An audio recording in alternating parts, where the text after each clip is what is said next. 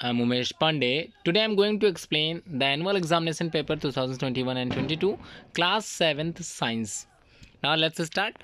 आप लोगों को निर्देश में बताया जा चुका है प्रश्न पत्र 3 खंडों में विभाजित है। खंड आ में 15 प्रश्न अति लघु उत्तरीय प्रश्न है और खंड बा में 5 प्रश्न लघु उत्तरीय हैं। 2 प्रश्न दीर्घ के होंगे और सभी प्रश्नों के अंक उनके सामने लिखे गए हैं। सभी प्रश्न करने अनिवार्य हैं।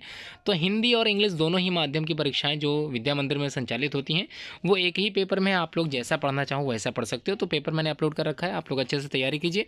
Give the name of respiratory organ in the following animals. देखिए रेस्पिरेटरी ऑर्गन बताना है, फिश है और ह्यूमन है।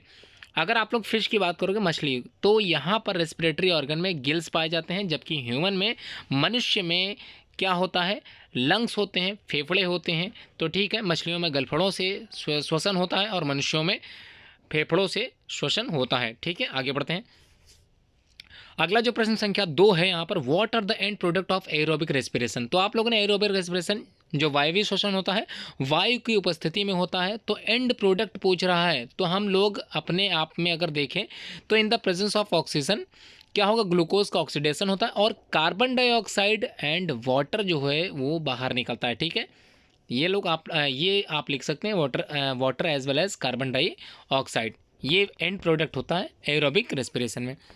अगला question number 3, name the respiratory organ of a frog. Frog की बात करें तो देखिए यहाँ पर 2 चीज़ें आ जाती हैं।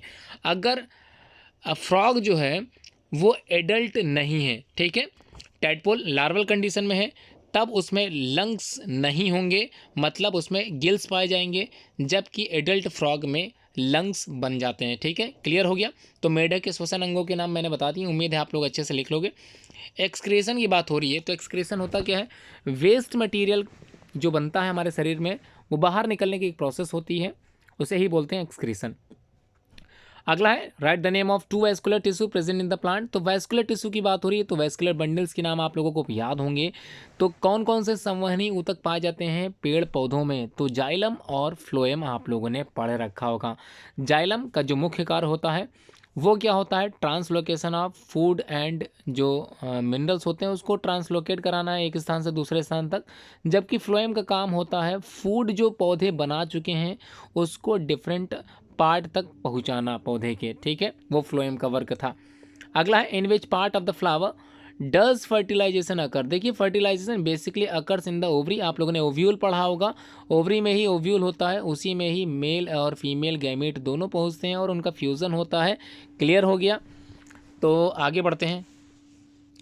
Next question number 7, bryophyllum reproduce using which mode of reproduction. देखिए ब्रायोफिल्म जो होता है वेजिटेटिव रिप्रोडक्शन पाया जाता है। किस तरह का प्रजनन पाया जाता है, वेजिटेटिव रिप्रोडक्शन पाया जाता है, कायिक प्रवर्धन पाया जाता है।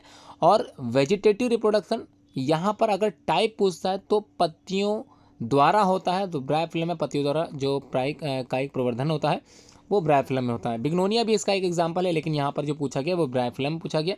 अगला जो क्वेश्चन है, which kind of motion is describe by free falling body. तो ये इसका उत्तर आप लोग कमेंट बॉक्स में जरूर कमेंट करके बताएं। यहाँ से सारे क्वेश्चन आप लोग कमेंट जरूर करें। तो चलिए, स्वतंत्र रूप से गिरती हुई वस्तु द्वारा किस प्रकार की गति होती है, फ्री फॉलिंग बॉडी किस प्रकार की होगी ये आपको बताना है। कोई सरल लोलक है, इस simple pendulum takes 32 second to complete 20 oscillations, what is the time period of the pendulum.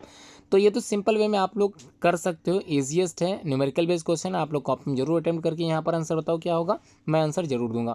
The distance between 2 stations is 240 kilometre, a train takes 4 hours to cover this distance, calculate the speed of the train.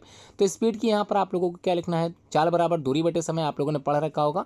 तो बिल्कुल आपको चाल निकाल लेनी है। तो दूरी कितनी है 240, समय कितना है 4 घंटे। तो चाल की परिकल्पना अगर आप लोग करें तो 4 से भाग कर देंगे तो उत्तर आप लोगों का निकल आएगा। आगे बढ़ते हैं, name the effect of the electric current. तो क्या प्रभाव पड़ता है विद्युत धारा का प्रभाव आप लोगों को लिखना है। बैटरी क्या होती है, क्वेश्चन नंबर 12 है। 13th में किस प्रकार के दर्पण द्वारा वास्तविक प्रतिबिंब बनता है, which type of mirror can form a real image. तो 2 तरह के मिरर तो आप लोगों ने पढ़ रखा होगा, कॉनकेव मिरर और कॉन्वेक्स मिरर।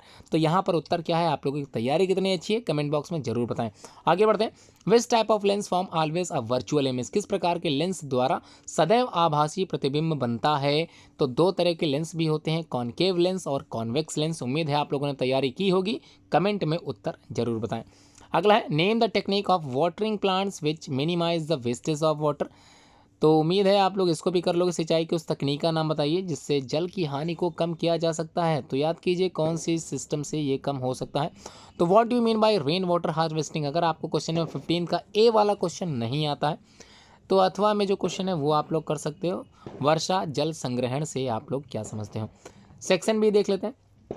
पहला है list the similarities and differences between aerobic and anaerobic respiration. तो एरोबिक रेस्पिरेशन की अगर हम लोग बात करें तो in the presence of glucose का ऑक्सीडेशन होता है और एक मॉलिक्यूल ऑफ ग्लूकोज का जो ऑक्सीडेशन हो रहा है उसमें जो है एनर्जी ज़्यादा बनती है। ये इसका दूसरा डिफरेंशिएट हो सकता है। तीसरे डिफरेंशिएट में आप लोग लिख सकते हो कि जो एंड प्रोडक्ट होता है क्या होता है, CO2 होता है और वाटर होता है। ये आप लोग लिख सकते हो। एनर्जी हमको एक मॉलिक्यूल ग्लूकोज से 673 किलो कैलोरी एनर्जी मिलती है, ये भी आप लोग लिख सकते हो। ठीक है, आगे बढ़ते हैं। Salma takes 15 minutes from her house to reach her school by a bicycle. If the bicycle has a speed of 2 metre पर second, calculate the distance between her house and the school. Simple way में question पूछे गए, उम्मीद है आप लोग जरूर कर लो। सलमा अपने घर से साइकिल पर विद्यालय पहुंचने में 15 मिनट लेती है। यदि साइकिल की चाल 2 मीटर पर सेकेंड है तो घर से विद्यालय की दूरी की परिकल्पना करना है आप लोगों को। उसके बाद क्वेश्चन नंबर 18 में फिल इन द ब्लैंक्स में आप लोगों से कुछ क्वेश्चंस पूछे गए, उम्मीद है आप लोग ये भी अटेम्प्ट कर लोगे। Longer line in the symbol for a cell represent it, क्या हो सकता है, टर्मिनल।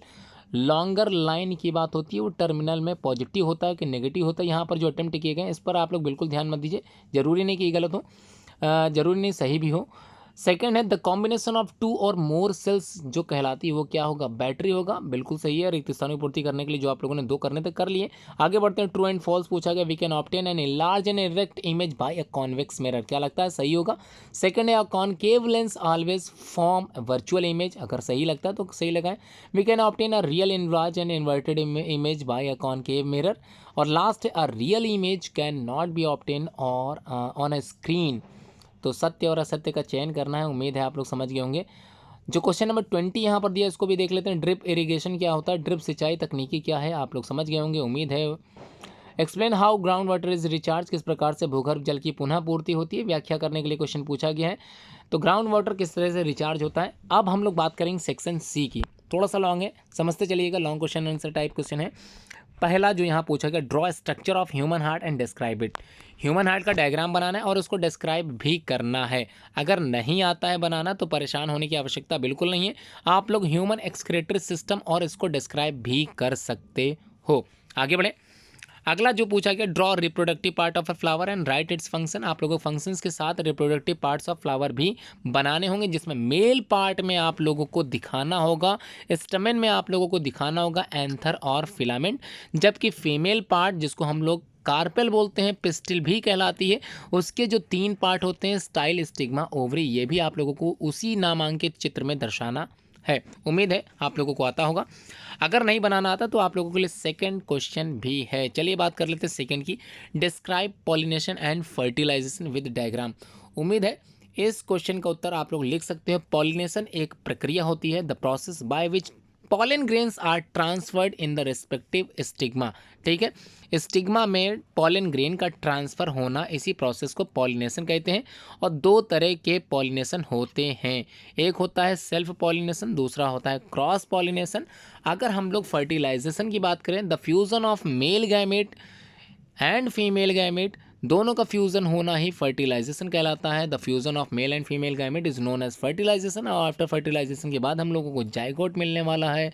याद कीजिए, अगर आपको याद है तो इसका डायग्राम भी आप लोग बना सकते हो। उम्मीद है वीडियो आपको पसंद आई होगी, लाइक ज़रूर कीजिएगा।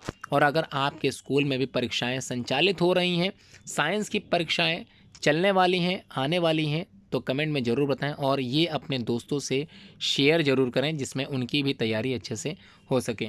धन्यवाद।